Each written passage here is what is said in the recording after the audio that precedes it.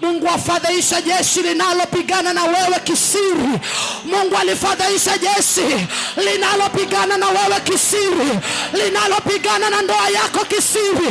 Mungu alifadhaisha hilo jeshi linalopigana na huduma yako kisiri.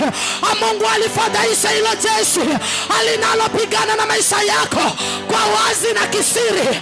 Awafadhaisha maadui wa pesa zako, awafadhaisha maadui wa watoto wako, awafadhaisha maadui wa mume wako, maadui wa mke wako, wafadhaishe. Maandiko yanasema ya kwamba Mungu akawafadhaisha alipowachungulia kwa wingu la moto. Wafadhaisha watesi wako, wafadhaisha watesi wako. Mungu akufanye kinara cha taa.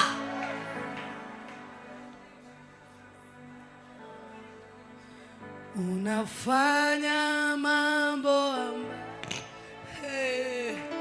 ayadaba.